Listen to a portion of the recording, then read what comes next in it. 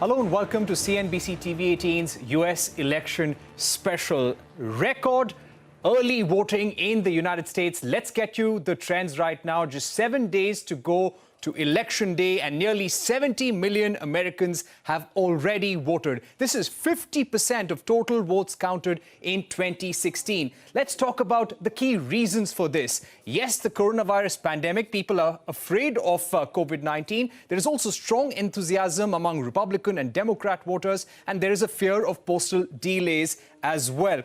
Let's talk about the key battleground states now and compare and see how they're voting in comparison to 2016. In fact, in Florida, already 2/3 of the votes counted in 2016 have been received. 87% of the 2016 votes have already been received for Texas, and for North Carolina, 72% of the votes have already been received. These are huge numbers, according to any pollster in the United States. So what do these polls actually suggest? According to 538, Joe Biden is still favored to win.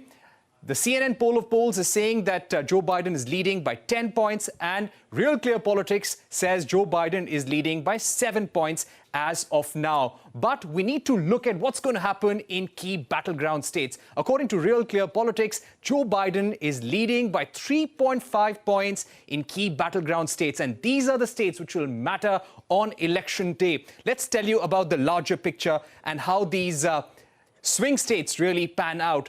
These are the races which are going to count in the election. Look at Florida here. Donald Trump is leading by 0.4 percentage. In other states, look at North Carolina, Arizona, Pennsylvania.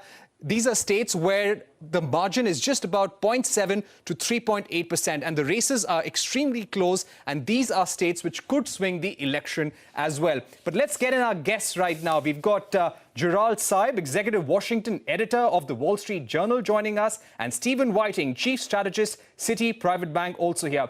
Gentlemen, thank you very much for joining us here on CNBC TV18. Gerald, if I can come to you first. Just before coming on this show, I saw the study that has been carried out by the Wall Street Journal. It was published a short while back, which said that there is no late surge this time around, no late surge in favor of the incumbent. But do you think the electorate in the United States is voting more decisively this time around? Well, they're certainly voting enthusiastically, and you cited some of the numbers that show early voting is way up. That's partly because of the coronavirus, but partly because there's just huge enthusiasm and energy on both sides, pro-Trump and anti-Trump, and that's going to probably produce a record turnout. What our pollsters did in their study you referred to was one of the things we are looking for is whether there is a late break toward President Trump, as we saw in 2016. 2016, almost all the undecided voters in the end moved toward Donald Trump against Hillary Clinton, and that's how he won in spite of polls that had earlier shown him losing. We wanted to see whether that might be happening this time. So our pollsters went back and re-interviewed voters we met earlier in the year who were either undecided or only loosely affiliated with one candidate or the other to find out where they are now. And among those who were really undecided earlier, they've broken about evenly between Joe Biden and Donald Trump. And among those who were loosely affiliated earlier, there's an overall preference for Joe Biden. So this is a study that where the important thing is what we didn't find. We didn't find some late wave being created here for Donald Trump, and that's really important and not a good sign for him. Right, not a good sign for Donald Trump, but let me take that question to Stephen Whiting. Stephen, a lot of factors that the markets would be thinking about, coronavirus and the spread of the virus and when the vaccine will come will possibly be one of the most important. There is an economic slowdown globally as well. But how will the markets react to different election outcomes? A return of Donald Trump and a victory of Joe Biden? Well, the domestic policy agenda, taxes and spending, will be determined in large part based on whether or not there's unified government, whether or not the Senate flips to the Democrats if there is a Biden victory. Now, that may not be known immediately. That could take a little bit more time, with a special case in Georgia, for example. So we're not certain about the timing of that. But I think understanding who is the next president will be very decisive in markets. And there's probably, as Gerald just said, a reduced chance of a disputed election based on how the polling looks now. So I think there's a very strong chance that there'll be a large foreign exchange market reaction to this. If you just consider that Joe Biden be extremely unlikely to use tariffs the same way Donald Trump has. That the approach to international policy, which is determined almost solely at the discretion of the president, is going to be very different under Biden than Trump. And if you can see what's happened here, as American interest rates have collapsed towards those of other developed markets, as COVID has had a very big impact, there's been a lot of shorting of the US dollar. There's been a brightening of relative returns in emerging markets. Well, all of that will swing pretty wildly. It will be reinforced if it's a Biden victory, and there'll be a pretty large shock in markets if it is a Donald Trump victory. And we could see that next week. Right. Those are very important points there, Stephen. Let me go back to Gerald now. Gerald, you've written that we cannot really write off Donald Trump, and there is still a possibility, and there are factors which could lead to a Donald Trump victory. Why don't you tell our viewers about that? Well, sure. And the first thing to keep in mind is that it is possible for Donald Trump to lose the popular vote, the national vote, by as many as probably 5 million votes and still win narrowly enough key states to win the election. That is essentially what happened in 2016. It could happen again. As your introduction noted, the polling in these key battleground states is closer than it is nationally. The Joe Biden lead is smaller, or in some cases within the margin of error. So you could still see a late surge toward Donald Trump. He has to win the key states, I'd say, of Florida, Ohio, and North Carolina, for example, and then he could add a few more states onto those and lose a couple of the states he carried in 2016, yet still win in the Electoral College by winning the right states. That path is getting progressively narrower as the days dwindle down, but it is still possible because it doesn't take a lot of movement. And I would just add, the key there is that you have voters who didn't show up in 2016, particularly in the key industrial Midwestern states like Michigan, Pennsylvania, and Wisconsin, who are prototypical Trump voters. They're white voters without a college education. They made up 60% or more of the non-voting population in those states in 2016. If the Trump campaign manages to register and activate those people and get them to show up, there could be a surprise in those states in the end. Again, I think it's growing a little less likely, but it's certainly within the realm of the possible. Right. Talking about the economic stimulus package, now we believe it has been deferred till after the election, Stephen. But considering the fact that the Congress may sit on it till the time the president is formally appointed next year, what will be the impact on U.S. economy if there is a delay in delivering that economic stimulus package? Well, we have a highly concentrated problem with COVID. Socially close industries, travel, tourism, hotels, restaurants, these are in a very depressed state. And a large part of the rest of the economy is finding ways to adapt. And so we've been in a position where, with the absence of a vaccine, with the absence of support for those troubled places, for those people, where we're potentially going to have a larger hit to economic activity. I don't think it's anything close to the indiscriminate shutdown of the world economy that we saw in March and April, but it's certainly, this delay is reducing what's likely to be a tough period already. In the fourth quarter. We haven't even reported what we're likely to see for the third quarter, which we expect a 25% surge in annualized GDP, just the reopening effect. Out on Thursday, we expect to see that. But let's just bear in mind that a couple different things that can happen, depending on political outcomes, depending on how the losers of the election react, we might see the repurposing of unspent stimulus funds that could be used to help those people very much in need in the lame duck session. Or in fact, if there's a sweep and if no one will work together until January, then we could probably see a larger stimulus package, a larger support effort for COVID out in January, which is an unprecedented amount of time for dealing with an emergency. And then, of course, if it is because of a blue wave, because of a unified government, it raises the chance of larger changes deeper into 2021 in terms of things like infrastructure spending, but also tax increases to go with that. Right.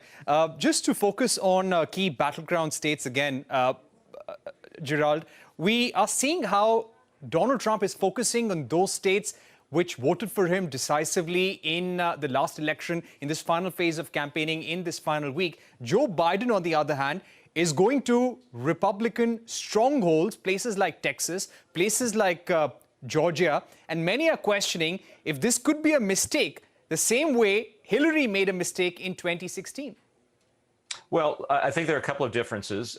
First of all, I think that the Biden position in some of those states is better than Hillary Clinton's was, and he's not really ignoring them. He's trying to add on, not to swap out. So he's, for example, going to spend time in Pennsylvania. He's going to spend time in Michigan. He's going to spend time in Florida at the end. So I don't think the Biden campaign is taking any real chances here. The other thing is they have a lot of money. The contributions that they have pulled in are above what they expected, so they have some money to spend in extra states.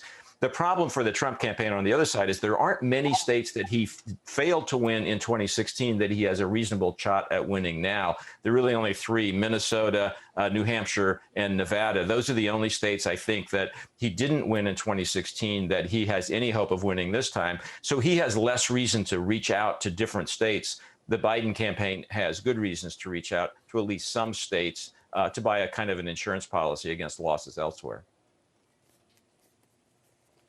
Right. And Stephen, if I could ask you about the coronavirus surge, almost 9 million cases in the United States, over 223,000 deaths as well. Donald Trump has been criticized for that. Do you think the markets would be looking forward to see what the next president does about the coronavirus? What's the next president's strategy going to be to tackle the COVID-19 pandemic? How the markets improve from here, react from here in the short and long term will, in a lot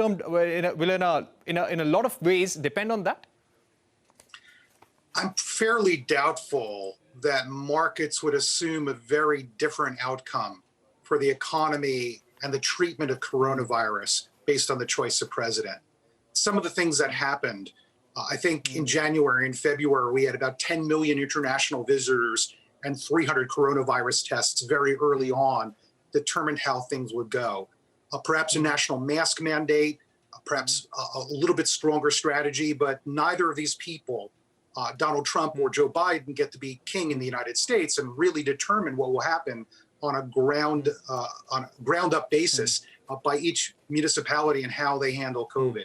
This has been disaggregated from the beginning. I'm not certain, maybe there are other views on this, that either president could actually change everything in terms of the COVID response. Stephen, we just had the Indo-US 2+2 the other day. There was a big focus on China. We had Mark Esper, we had the Secretary of State Mike Pompeo saying that the Chinese Communist Party is no friend of democracy or rule of law. They will stand with India in protecting its sovereignty against China as well. Those were very strong words. What do you think will be the next president's approach to the US-China trade war? Will there be more predictability in how the US would approach China if there is a Biden administration? Well, if there's a Biden administration, again, I would expect a very different foreign policy. And this will have some very practical effects in that in 2018 and 2019, because tariffs were used unilaterally to try to extract certain measures. It didn't include just China in terms of warnings. I think the U.S. came very close to a trade war with the European Union. And it seems highly likely that Biden would regroup and try to re-engage traditional U.S. allies and try to think about alliances as an approach to handling what will be the competition with China. That, in fact, will also give China breathing room over the course of a year. I just think that if you take a look at trade policy uncertainty against something like tax policy uncertainty in the United States, trade policy uncertainty will move down a great deal in the coming year if it is a Biden administration. Right. And there will be some normalization in a lot of business activity if we're not going to have unilateral tariffs as a tool. Okay. Stephen Whiting, Gerald Saib, thank you so much for joining us here on our US election special. Hope you can join us again in future. We're going to take a short break, but don't go anywhere. We bring you a special discussion. Mukesh Aghi, the president of US-India Strategic Partnership Forum. Don't go anywhere.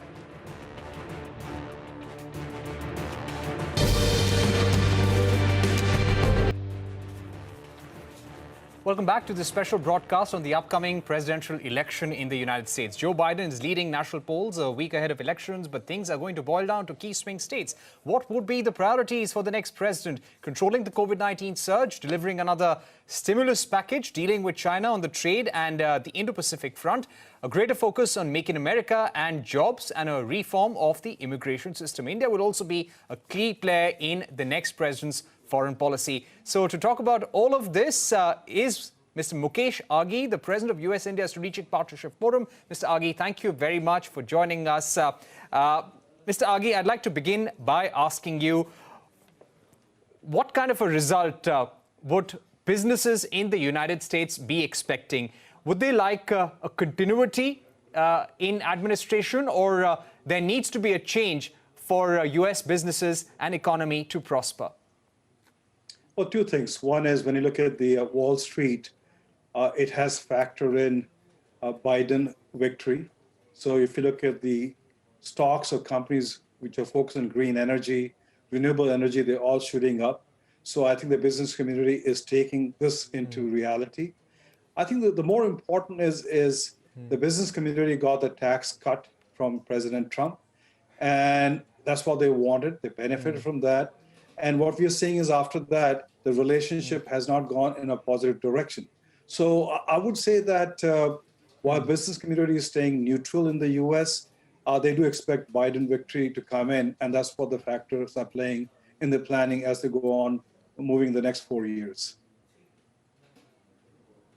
Right. Mr. Aghi, irrespective of who wins the election next week, what would you think would be the immediate priority for the next president? The economic stimulus is one. You've got the coronavirus. You've got immigration-related issues. You've got the US-China trade war as well.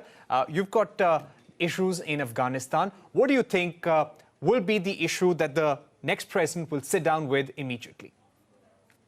Well, I think you can break down the issues in three broad categories. Number one would be health, to making sure that the Americans are protected by the COVID crisis. Second would be economic, because today we have 7.9% unemployment rate.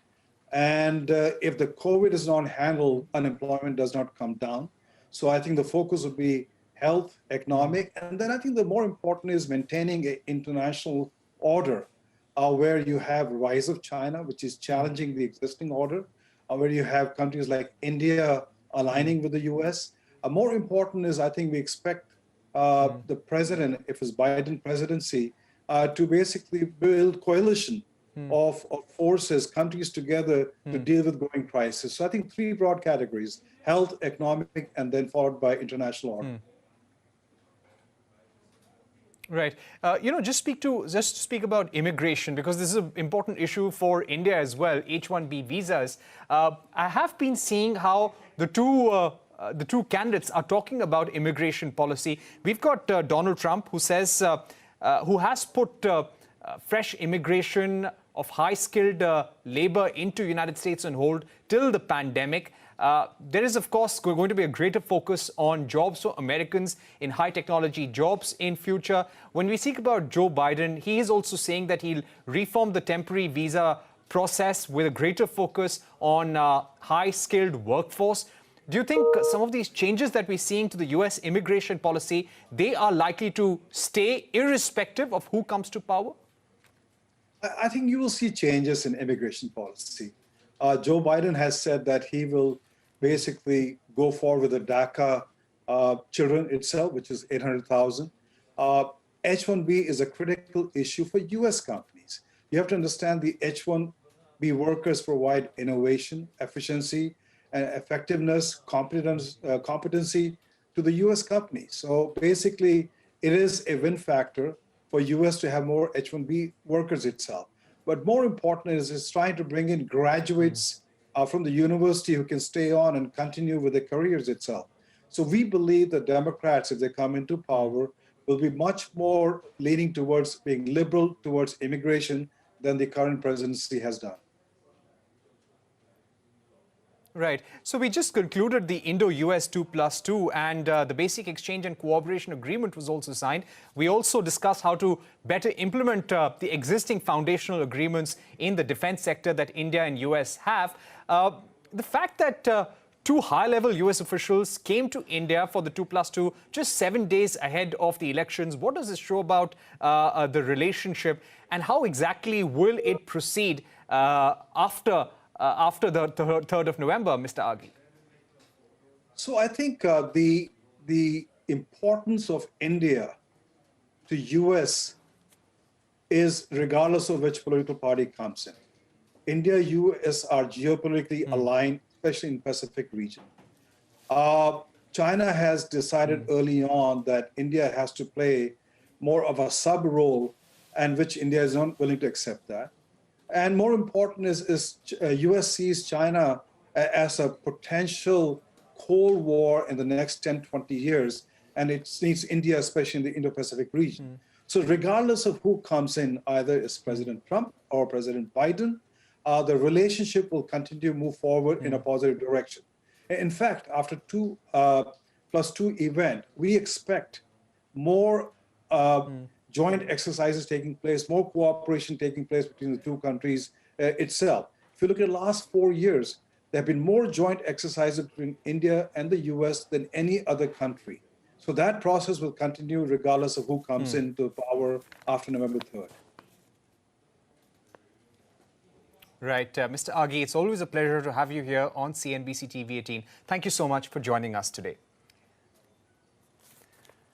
With that, it's a wrap on this special broadcast. Many thanks for watching. Stay tuned to CNBC TV18 for more news and updates.